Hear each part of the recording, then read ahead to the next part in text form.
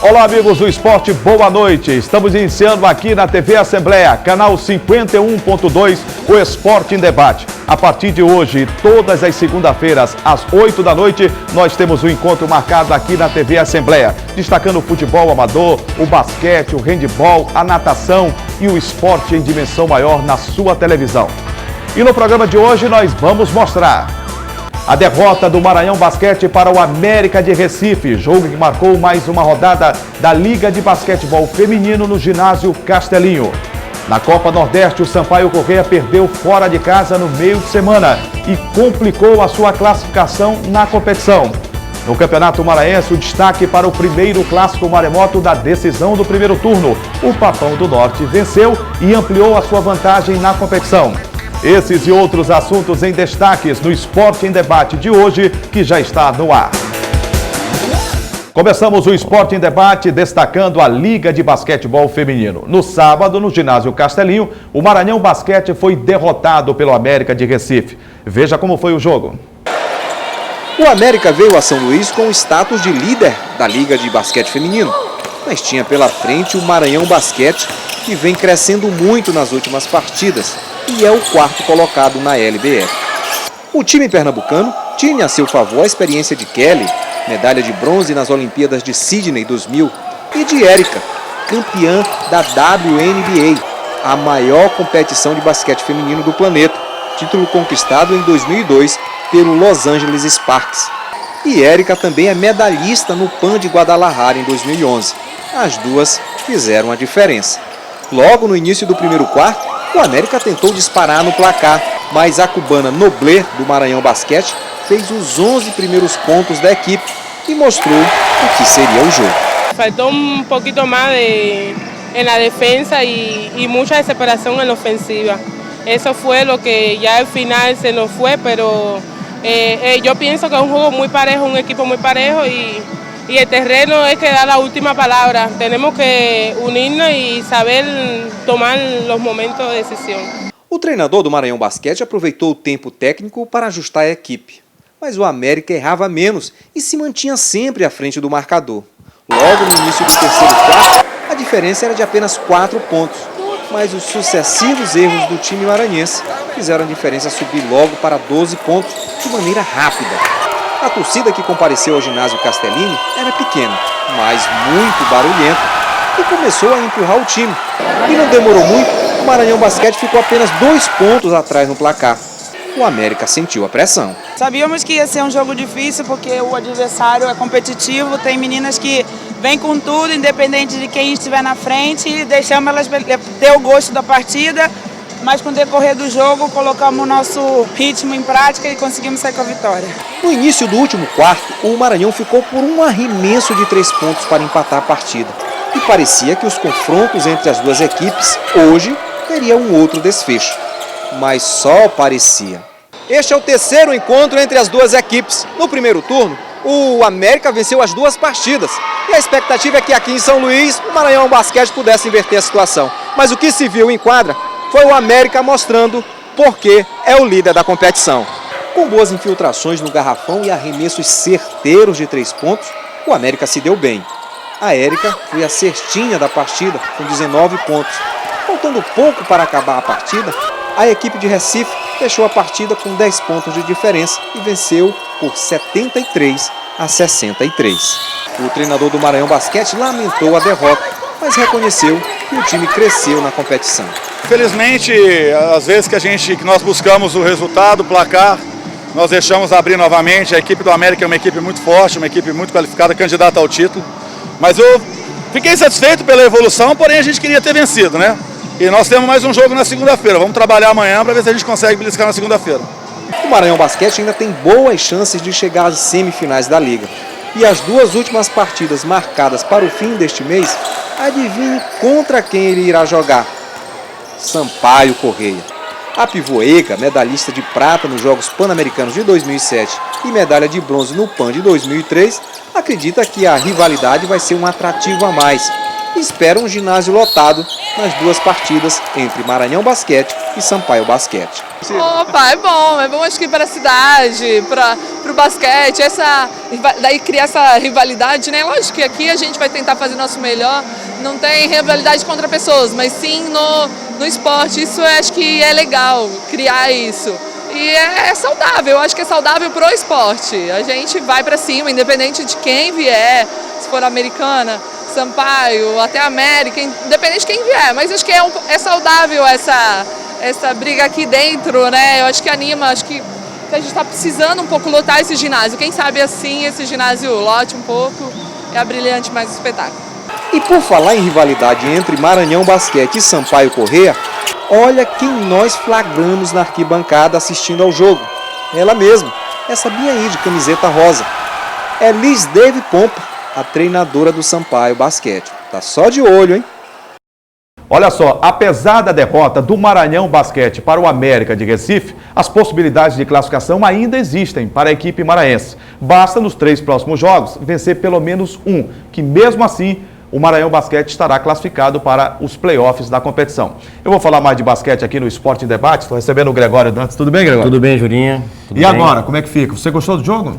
O jogo foi bom, a equipe do Maranhão Basquete apresentou uma belíssima atuação, mas o jogo foi equilibrado. Infelizmente, o Maranhão não conseguiu, a partir do terceiro quarto, continuar com esse equilíbrio. O Maranhão Basquete não conseguiu manter, Não né? conseguiu manter o equilíbrio. A equipe do América de Recife se sobressaiu nesse ponto. O destaque da partida foi a pivô da equipe do América de Recife, Érica, que ela fez 19 pontos e 20 rebotes. Foi o recorde da competição, esses 20 rebotes dela. Em termos de classificação, as possibilidades, na sua opinião, do Maranhão Basquete? Em termos de classificação, agora o Maranhão Basquete ocupa a 4ª colocação, né, da competição da LBF e tem mais 3 jogos, como você disse, para vencer um. Vencendo um jogo, consegue se classificar para os playoffs do... Já que a gente está falando em classificação, vamos dar uma olhada na classificação? Vamos dar uma olhada. A classificação da LBF, a Liga de Basquetebol Feminino, aqui no Esporte em Debate. Vamos dar uma olhada? A classificação da Liga de Basquetebol Feminino 2016. Em primeiro lugar, o América de Recife tem 31 pontos, 82,4% de aproveitamento. Em segundo lugar, o Corinthians, 29 pontos e um aproveitamento de 81,3%. Em terceiro lugar, o Sampaio Corrêa Basquete do Maranhão, 28 pontos, 75% de aproveitamento. Em quarto lugar, o Maranhão Basquete, 23 pontos, 35,3% de aproveitamento. Em quinto lugar, aparece o Santo André, com 19 pontos, 18,8% de aproveitamento. E em sexto lugar, o Presidente Venceslau, com 17 pontos e 6,3% de aproveitamento. Você deu uma olhada na classificação, que perfil dá para a gente traçar aí que os maranhenses precisam atingir para chegar ao playoff tão desejado, tão almejado? Pois é, Jurinha. Com o resultado do Maranhão Basquete, do jogo de sábado, praticamente a equipe conseguiu se classificar para os playoffs da competição, né? A equipe do Sampaio Corrêa já está classificada para os playoffs da competição. E agora, com os próximos jogos, a gente pode ter um parâmetro já de como será os playoffs. Você diria que a partir de agora, né, quando se fala em playoff, nós vamos ter uma outra competição dentro da Liga de Basquetebol Feminino? Exatamente. Teremos uma outra competição dentro da competição, começando pelas quartas de final, aqueles playoffs de 3 jogos, que a gente sabe, tipo a NBA, que a NBA faz 7 jogos, a gente vai fazer 3 aqui na LBF, né? E com isso, o Sampaio Corrêa, na minha avaliação, é uma equipe mais estruturada, uma equipe que tem jogadoras de fora e conta com a Isiane e pode, na minha opinião, pleitear uns voos maiores. Pode chegar a disputar uma possível final da LBF 2016. Qual é a diferença entre Maranhão Basquete e Sampaio Corrêa? De qualidade técnica, de aproveitamento na competição, a gente está vendo pela classificação. Mas dá para pensar o que em termos de basquetebol com essas duas equipes maranhenses? Certo. Basicamente, a equipe do Maranhão Basquete, apesar de ser uma equipe mais antiga na competição, no momento quando se tem o racha e cria-se a equipe do Sampaio Corrêa, o Sampaio Corrêa ficou com mais estrutura do que o Maranhão Basquete, porque o Sampaio Corrêa já é um time de futebol estruturado e contou com jogadores de fora e jogadores de nível de seleção brasileira.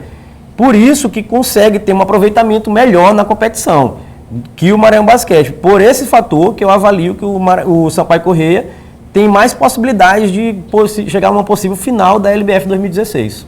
O nível técnico desse ano, ele é igual ao do ano passado? Está acima? Está abaixo? Qual é a concepção que você tem? O nível técnico é muito parecido com o nível técnico da competição do ano passado. Porque justamente houve essa mudança aí. Você tinha um Maranhão Basquete que nos representava na competição, entendi. E aí veio o Sampaio Corrêa, que é um clube de camisa, de tradição, né? E esse é o interesse da Liga de Basquetebol Feminino em receber o Sampaio para que o público também voltasse em maior número, né, para as competições nacionais. O que aconteceu, que até infelizmente a gente pode relatar aqui para o nosso público, no jogo de sábado foi justamente esse problema, que a gente até está conversado em momentos anteriores, com a divisão entre Maranhão Basquete e Sampaio Corrêa, o público do Castelinho caiu muito, tanto que no jogo de sábado o público foi assim decepcionante, tá entendendo? Já no jogo do Sampaio, o público é um pouco maior, justamente pelo fator que imaginar que a gente tinha casa cheia praticamente todos os jogos quando o Maranhão Basquete disputava, né? Exatamente, pois é. Então, com relação a público, houve esse pequeno, vamos chamar assim, de problema, né? Não surtiu o efeito desejado, né? Não surtiu o efeito desejado, né? Não surtiu o efeito desejado. Dividiu a torcida e diminuiu o público nos jogos no Castelinho, infelizmente. Tá certo, Greg. Olha, nós estamos recebendo aqui no Esporte em Debate um convite para um evento da Associação de Garantia do Atleta de Futebol Profissional, a AGAP, que vai realizar em São Luís, né, um curso de formação de treinadores de futebol, que tem o apoio da FAAP, do Distrito Federal, que tem um apoio também da Aliança Brasil, também da capital federal do país. Vai ser dia 18, às 3 horas da tarde, aqui na Assembleia Legislativa, viu? No auditório Neiva Moreira. A partir das 3 horas é muito importante esse curso de formação dos novos treinadores, né? Quanto mais se qualifica, melhor você tem a qualidade, né, do trabalho, né? Muito importante, inclusive, para o cenário do Maranhão, que a gente precisa muito dessas formações técnicas, né? Dessas teorias. Aqui a gente trabalha muito no... Vamos ver o que dá. A gente pode ser assim. Não pode ser assim. Depois do intervalo, você vai ver no Esporte em Debate a Copa do Nordeste. O Sampaio Corrêa perdeu fora de casa para o Vitória da Conquista e complicou a sua classificação na competição. E você vai ver tudo sobre o clássico Maremoto, vitória do Papão do Norte. O Papão aumentou a sua vantagem para a decisão do primeiro turno. Os detalhes, segura aí que daqui a pouco a gente volta.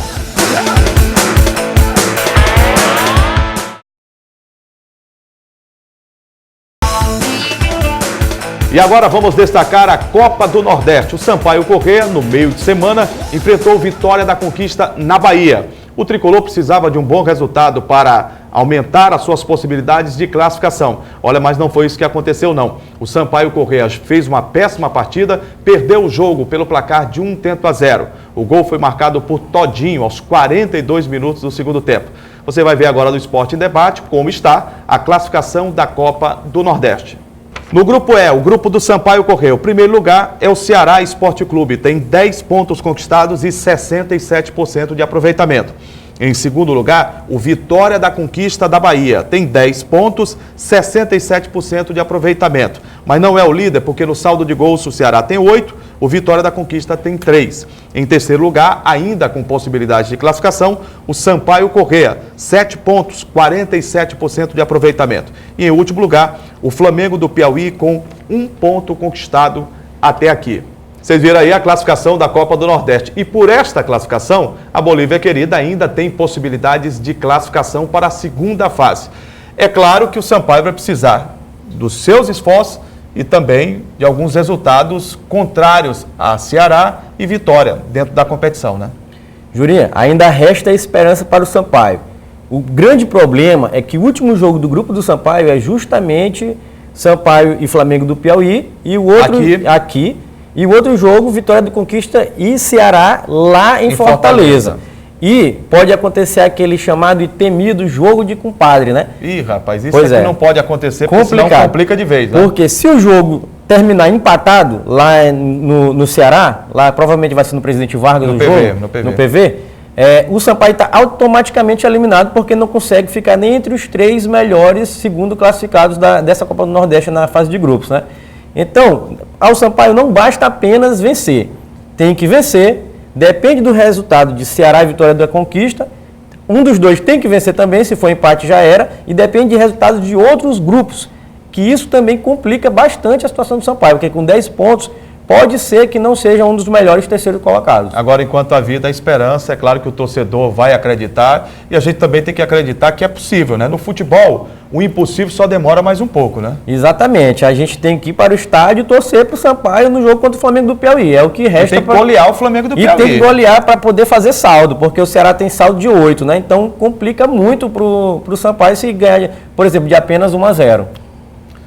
Campeonato Maranhense, no Estádio Castelão, neste domingo, a bola rolou para o clássico Maremoto, o primeiro jogo da decisão do primeiro turno. A primeira partida de uma decisão de 180 minutos. Primeiro tempo, os 90 minutos, o Papão do Norte venceu e não só isso, hein? Ampliou a sua vantagem diante do Maranhão para colocar as mãos na taça do primeiro turno. E para, olha, conquistar logo a vaga da Copa do Nordeste para o ano que vem e também para a Copa do Brasil. Vamos dar uma olhada como foi? Veja a reportagem de Joelson Braga. O velho ditado popular de que quem não faz leva ilustra bem o que foi a primeira partida da final do primeiro turno do Campeonato Maranhense. O que se viu nos primeiros momentos do jogo foi o MAC indo para cima, pressionando o adversário. Chutes perigosos tentavam surpreender o goleiro motense Rodrigo Ramos. Isso não foi uma nem duas vezes, e todas pelo lado esquerdo. Por isso, este torcedor estava tão nervoso. O time rubro-negro só se defendia e chegou a primeira vez com perigo ao gol adversário nesta cobrança de falta. Mas quando o Maranhão mais pressionava, o veloz Tete tentou uma jogada dentro da área maquiana e foi derrubado. E apesar do protesto da torcida, o juiz marcou pênalti. Marcos Paulo bateu rasteiro no canto e fez 1-0. Além de boa pontaria, ele tem boa leitura de jogo.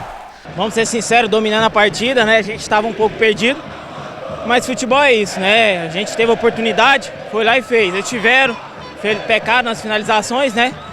Mas é isso aí, não acabou ainda, falta o segundo jogo. Vamos trabalhar essa semana aí para ganhar o próximo jogo e ser campeão do primeiro turno, se Deus quiser. O Maranhão parece não ter sentido o gol e continuou indo para cima. Chegou a empatar neste lance, mas o juiz marcou impedimento. No fim do primeiro tempo, o grande lance do Maranhão veio com Daílson. Ele desviou um cruzamento vindo da esquerda e a bola caprichosamente tocou no travessão e não entrou. Agora o que dizer deste lance? Curuca fez boa jogada pela esquerda, cruzou e Tete, já sem goleiro e de frente para o gol, botou a bola para fora. Esse lance bem que pode entrar para o quadro, até eu faria. Logo no início do segundo tempo, o Maranhão teve a chance de empatar neste pênalti desperdiçado por Ratinho, que chutou em cima de Rodrigo Ramos. O goleiro explicou a defesa. Foi uma grande defesa, né? Assim como as outras do primeiro e do segundo tempo. Mas não tem nada definido, cara. O volume de jogo do Maranhão foi muito grande. E a gente não pode, o time que quer ser campeão não pode dar esses moles que nós demos. Ainda assim, tivemos algumas oportunidades para fazer o terceiro e quarto e ficar mais tranquilo. Mas com 2-0 não podemos pensar em título ainda. Falta uma decisão de 90 minutos. E se Deus quiser, com esse empenho, com essa dedicação, a gente pode sim, mantendo essa força, ser campeão. Mas tem muita água ainda para rolar. Tivemos displicência aí no começo do jogo e outra displicência no segundo do jogo. Aí, marcação falhou, mas é trabalhar, não está nada acabado. A vantagem é deles, mas nós trabalhando, mantendo a humildade, pé no chão. Deus está nos abençoando, está iluminando, está olhando lá de cima. E é isso aí. Vacilamos aí e clássico é decidido por detalhes. Eles foram lá 2 vezes, capricharam e puderam fazer gol. Isso aí com o resultado positivo. Agora é trabalhar e trabalhar bastante, que quinta-feira ainda tem mais 90 minutos para a gente reverter esse quadro. E como já dissemos que no futebol quem não faz leva, no lance seguinte, Felipe Dias usou a cabeça para fazer o segundo gol do Moto e incendiar a torcida motense. Na próxima quinta-feira, as duas equipes voltam a se encontrar. E com esse placar aqui de 2-0 para o Moto Clube, o Maranhão, para ficar com o título, precisa vencer por 3 gols de diferença. Uma missão bastante complicada. Mas quem pensa que o título está decidido, se engana, né, Meinha? Tem que buscar. A gente vai ver o que vai fazer, treinar para buscar os 3-0. Não é impossível, não. Não é possível. Vamos trabalhar bastante essa semana. Hoje já tem concentração, já estou levando todo mundo, vamos conversar e vamos trabalhar pro jogo. Mas vai ser preciso muito esforço para tirar a diferença e para alegrar o bode, o mascote do Maranhão, que terminou a partida assim, caladão, sem ter o que comemorar. Vitória do Papão do Norte e a nação rubro-negra, olha, tá fazendo a festa. 2-0, o Moto que já tinha uma vantagem ampliou. E agora, Gregório, o Maranhão vai ter que vencer na quinta-feira por 3 gols de diferença. Complicou e complicou bastante para a equipe maquiana. O jogo foi assim, vamos dizer, primeiro tempo, na minha avaliação, o Maranhão dominou a equipe do Moto. Teve mais volume, mais posse de bola, acertou mais passe que o Moto, pressionou o Moto na linha de defesa do Moto, com a grande atuação, na minha opinião, do meio-campo Ratinho, que desequilibrou para mim em favor da equipe do Maranhão. Só que, infelizmente, para a equipe do Maranhão, né, e para o técnico Meia, que estava muito nervoso durante o jogo. É normal aquela agitação do Meia, né? Estava muito nervoso durante o jogo. O Moto fez um gol num pênalti duvidosíssimo, né? Vamos dizer assim. A gente não sabe se foi pênalti ou não, algumas câmeras mostraram que foi. O programa é democrático, eu entendo que houve o pênalti. Na minha opinião, não houve pênalti. Não houve pênalti. Eu acho até que foi uma infantilidade do sistema defensivo do Maranhão Atlético Clube. Mas ele marcou, o Paulo Sérgio Santos Moreira, o árbitro do jogo, marcou a penalidade e o Marcos Paulo foi para a cobrança, que é o 10 da moda hoje da nação rubro-negra. O melhor 10 do Campeonato Maranhense, né, que estão dizendo. E fez o gol, né, deslocando o goleiro do Maranhão. Aos 22 minutos do primeiro tempo. Aos 22 minutos do primeiro tempo. Daí, no segundo tempo, o jogo mudou completamente. O Maranhão não conseguiu mais manter aquele volume de jogo e Meinha, percebendo que ele precisava fazer resultado, fez algumas alterações, botando atacante, botando o time mais para frente, botou o Maurício. Tentou de todas as formas. E aí ele sofreu com o chamado contra-ataque, né? Você sabe, quando você sai com o seu time todo para cima do outro, acaba abrindo, né? Mas antes, o Maranhão Atlético Clube até teve uma possibilidade, que foi um pênalti também infantil do sistema defensivo do Moto cometido. O Paulo Sérgio marcou muito bem a penalidade máxima. O Elton foi para a cobrança e o goleiro Rodrigo Ramos, para justificar o Cunha de paredão, fez a defesa, né? Alguns dizem o seguinte, ele bateu muito mal. Você sabe qual é a concepção que eu tenho? Qual? Quando o goleiro faz a defesa, não foi o atacante que perdeu, o goleiro pegou. Ele está ali para isso, ou não é? É o mérito do goleiro, mas a gente vai divergir agora em outro ponto, porque para mim aquilo ali nunca foi pênalti aquilo ali. Para mim, o jogador Elton do Maranhão se jogou assim absurdamente na minha avaliação. Bastou um toque do jogador do Moto, o zagueiro, e ele espatifou no chão. Mas houve o toque, né? Houve o toque, mas aquele toque, como gostam de dizer os especialistas, aquela carga não era fundamental para que a pessoa caísse, se jogasse daquele jeito, parecia uma piscina com o jeito que ele caiu ali no gramado do Castelão, né? Então, na minha avaliação, não foi pênalti, mas concordo com você, para mim, quando o pênalti é defendido pelo goleiro, é mérito do goleiro, porque tá ali pra isso, a probabilidade de fazer o pênalti, vamos botar, seja 95%, então com 5%, se ele pegou, é mérito dele. Para mim, é essa a avaliação que eu tenho dessa jogada. Agora, no restante do jogo, foi como eu te disse, como para os telespectadores também. O Maranhão partiu para o ataque, desorganizadamente, perdeu o equilíbrio, né, em campo, e o Moto em contra-ataques, vários contra-ataques, machucou muito a defesa do Maranhão. Teve mais lucidez durante a partida, né? Criou a melhor jogada. Esse Marcos Paulo é o grande articulador das jogadas do Motoclube. Nos 2 gols do Moto, ele fez na penalidade máxima. E o lance do segundo gol, que foi aos 10 minutos do segundo tempo, foi uma cobrança de falta que praticamente ele colocou a bola na cabeça do Felipe Dias. E não podemos esquecer também que em um desses contra-ataques, em 2 contra-ataques desses da equipe do Moto, Tete perdeu gols inacreditáveis. Inacreditáveis, que a gente pode dizer assim, poxa, qualquer um faria aquele gol. Teve um que ele tentou de chapa, né? E acabou batendo pelo lado esquerdo, com a meta escancarada, com o Pablo já fora do lance, goleiro do Maranhão. Fora do lance. E o outro, a bola veio, a bola passou entre as pernas dele, ele ficou ridiculamente caído lá no chão. Então, perdeu boas oportunidades, poderia ter feito um placar mais elástico. Ampliado e muito o resultado. O resultado 2-0 foi bom para a equipe do Moto, muito bom, porque ampliou a vantagem. Agora, como você disse, o Maranhão vai ter que jogar para fazer 3 gols de diferença, porque 2 gols não basta. O Moto seria campeão do primeiro turno, desse jeito, né? No jogo de quinta-feira, né? Já tem um horário marcado no Castelão, né? 8h15, para quem quiser comparecer no Castelão, 8h15, quinta-feira, é o segundo jogo da final do Campeonato Maranhense, primeiro turno. Agora, o ex-presidente do Sampaio Corrêa, ex-deputado Manuel Ribeiro, ele tinha uma frase quando o presidente do Sampaio dizia o seguinte, que o impossível não existe. Não existe. No futebol, principalmente. 2 gols de diferença. Eu já vi aqui decisões, eu me lembro de uma Sampaio Corrêa e Motoclube, o Sampaio fez 4-0 no primeiro tempo. No segundo tempo, o Moto fez 2 gols com o Pedrinho. E veio um terceiro jogo, onde o Moto precisava fazer 3. Você sabe qual foi o resultado do jogo, né? Sei quanto foi o resultado do jogo. Por isso que eu acredito que o resultado é reversível. Apesar das dificuldades, é reversível o resultado do jogo e o Maranhão pode ser campeão.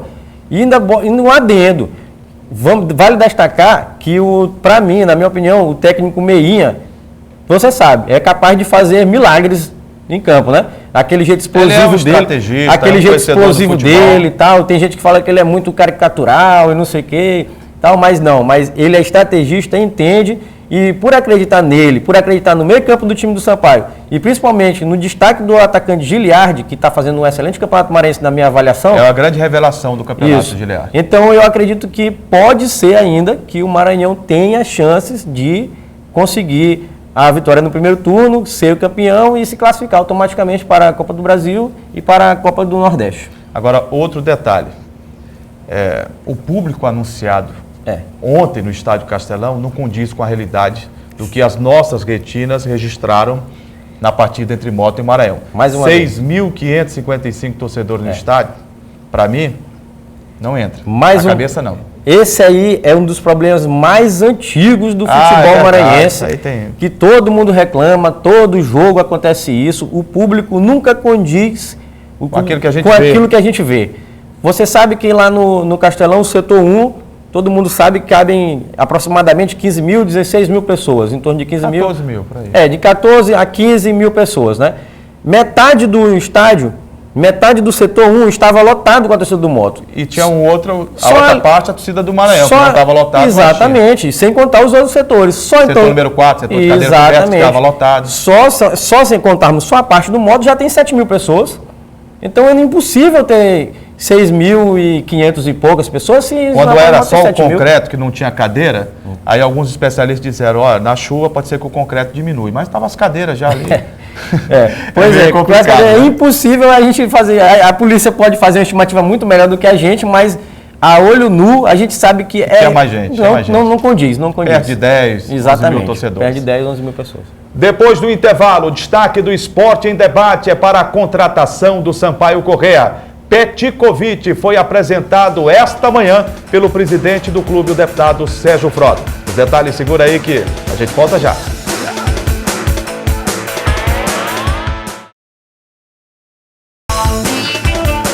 Estamos de volta com o Esporte em Debate aqui na tela do canal 51.2 na sua TV Assembleia. Durante a semana que passou, foi gerada uma polêmica muito grande aqui na capital maranhense sobre a possibilidade do clássico Fla-Flu, Fluminense e Flamengo, ser realizado na capital maranhense. E houve uma discórdia por parte de dirigentes de clubes, de torcida, porque nós estamos em meio à decisão do primeiro turno do campeonato estadual. E muitos achavam que esse jogo poderia tirar o foco de uma decisão entre Maranhão e Motoclube de São Luís. Mas também muitos torcedores entendiam que seria uma possibilidade interessante de termos um grande clássico do futebol brasileiro aqui em São Luís. No quadro Abre aspas do Esporte em Debate, você vai ver a declaração do presidente da Federação Maranhense de Futebol, Antônio Américo, que falou sobre esta possibilidade e disse que, olha, não concorda com o Fla-Flu aqui. Eu sou contra. Por mim, não se faria nem com a compensação financeira.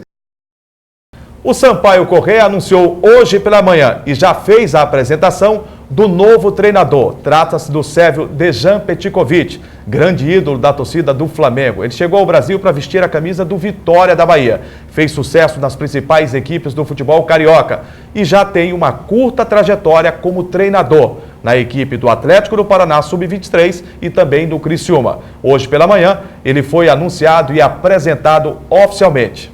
O sérvio Petković foi escolhido para assumir o comando do time em substituição a Marcelo Chamusca, demitido na semana passada.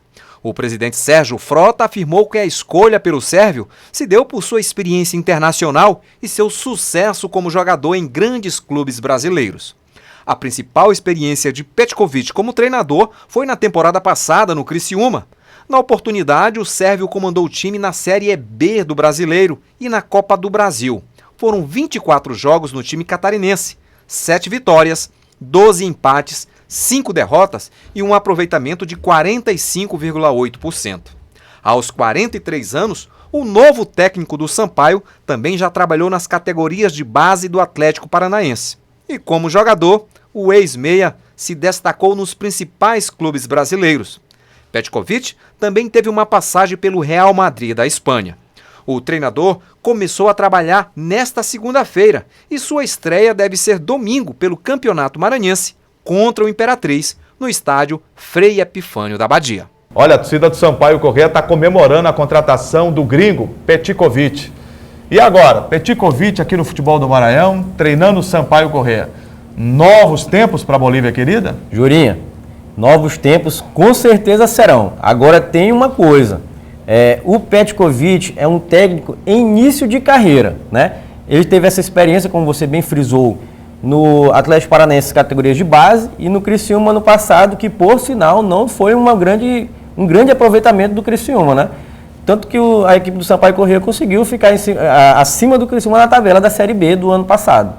Mas, sem sombra de dúvidas, a chegada de Petković é um impacto aqui na mídia maranhense e pode refletir... Nacional e internacional. Nacional e internacional. Hoje, para você ter uma ideia, lá na sede do Sampaio tinha o pessoal do UOL, Terra, Globo, tá entendendo? Tinha o pessoal da Record, todo mundo, não estou falando de aqui de São Luís, não.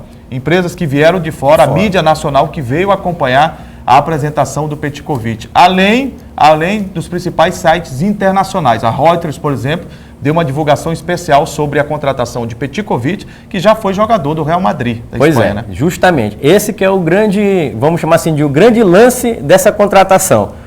Trazer Petković é uma grande jogada de marketing do presidente do Sampaio, deputado Sérgio Frota, porque ele traz a mídia internacional para o Sampaio e, ao mesmo tempo que ele divulga a marca Sampaio, o estado do Maranhão, o estado do Maranhão, o escudo do Sampaio, o emblema Sampaio, vamos chamar até de divulga a nossa cultura maranhense. Exatamente. Para o Brasil, dessa forma. Para o Brasil e para o exterior. Você bem frisou, ele jogou no Real Madrid, jogou em grandes equipes do futebol brasileiro, jogou no Flamengo, jogou no Vasco, jogou no Fluminense. Então, vamos dizer assim, é uma contratação de impacto nacional e internacional. Importantíssimo. Agora, se vai dar certo ou não... O tempo vai dizer. O tempo vai dizer. Porque na categoria de base do Atlético Paranaense, ele fez um bom trabalho. Fez um trabalho excelente, levando a equipe do Atlético Paranaense à fase final do campeonato estadual, quando decidiu jogar com a equipe sub-23, né? Mas no Criciúma, o trabalho não foi tão bom assim, que é o trabalho mais recente dele, né? Vamos ver. Vamos deixar bem claro, o tempo vai dizer. Gregório, obrigado pela sua participação aqui no Esporte Debate. Estamos juntos sempre, toda segunda-feira, para lembrar o telespectador da TV Assembleia, 8 da noite, né? Estamos juntos aqui com as notícias do esporte em todas as modalidades. E na terça-feira, a reprise do programa às 7 horas da manhã. Eu gostaria, inclusive, que você falasse sobre os canais de interação aí, para que o telespectador possa também enviar sugestão, comentário, fazer crítica, pode mandar o seu elogio também, a gente agradece, né? Pois é, Juraci, sobre os canais de interação, nós temos um Facebook, temos também um canal de WhatsApp e temos o site da TV Assembleia, que é o al.ma.leg.br. Também temos o telefone da nossa redação aqui, que é o 3269-3048, e as pessoas podem contribuir com a TV Assembleia e com o programa Esporte em Debate, com informações, sugestões de entrevistados e sugestões de qualquer tema. É isso. Tá falado. É isso mesmo, Greg. E nós sempre nos reencontraremos pelos caminhos do esporte aqui na TV Assembleia, canal 51.2, com Esporte em Debate. Obrigado pelo carinho da audiência e até a próxima.